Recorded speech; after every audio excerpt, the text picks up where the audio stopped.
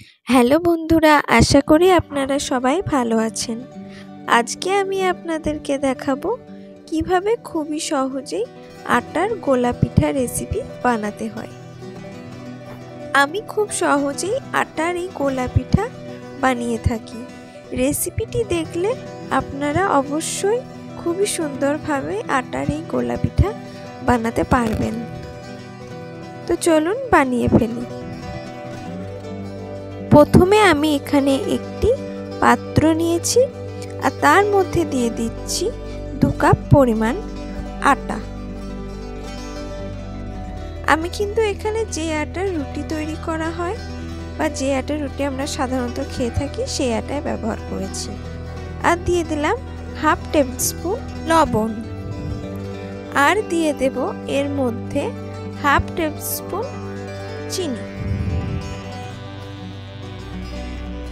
তারপর আমি লবণ আর চিনিটা আটার সাথে ভালোভাবে মিক্সড করে নেব।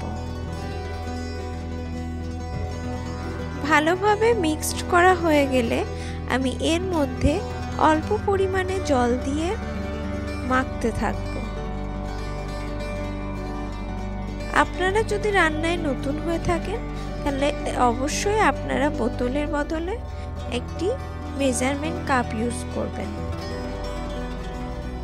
না হলে জলটা একবারে পড়ে যেতে পারে, তাতে আটাটা ভালোভাবে মাখা হবে না।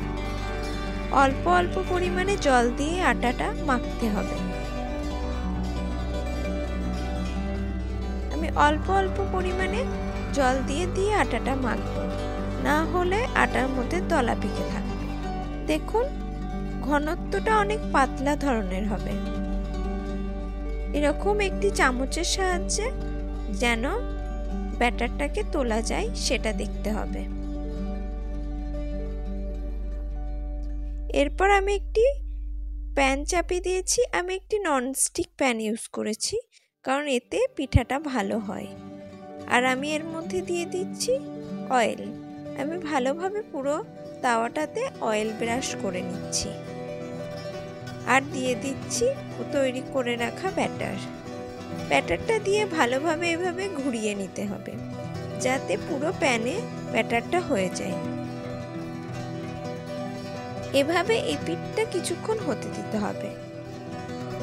আর যদি কোনো ফুটো ফুটো জালি বা ছিদ্র থাকে সেগুলোকে কিছু পরিমাণ ব্যাটার দিয়ে বন্ধ করে দিতে হবে।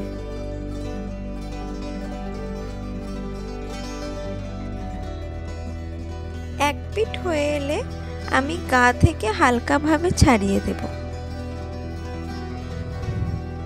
দিয়ে উল্টে দেব।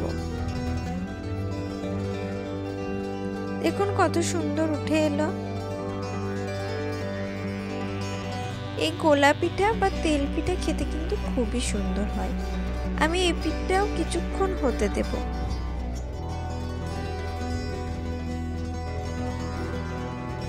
এই পিঠটা কিছুক্ষণ হয়ে যাওয়ার পর আমি পিঠাটাকে তুলে নেব। পিঠাটা আমি তুলে নিয়ে আবার আমি এর মধ্যে অয়েল ব্রাশ করে দিচ্ছি। আবার ভালোভাবে অয়েল ব্রাশ করার পরে আমি এর মধ্যে আবার 1 চামচ ব্যাটার দিয়ে দেব। প্রত্যেকবারে ভালোভাবে অয়েলটা আপনারা দিয়ে নেবেন। আমি আবারও ব্যাটারটা দিয়ে পুরো প্যানে ব্যাটারটাকে করে দিচ্ছি।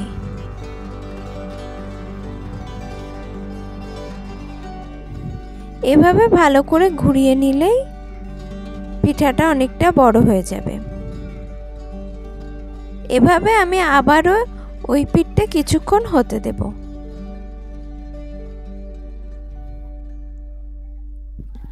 পর আমি সাইড থেকে ছাড়িয়ে নিয়ে পিঠাটাকে উল্টে দিচ্ছি। পিঠাটা উল্টে দেওয়ার পর আমি কিছুক্ষণ হতে দিয়ে পিঠাটাকে তুলে নেব। দেখুন কত সুন্দর পিঠা হয়েছে। এই পিঠা চিনি অথবা গুড়ের সাথে খেতে খুবই ভালো লাগে, বা আপনি শুধু খেতে পারেন।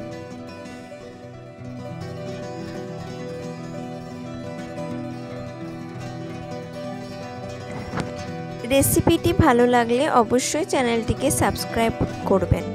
আর পাশে থাকা বেল আইকনটি অবশ্যই প্রেস করবেন।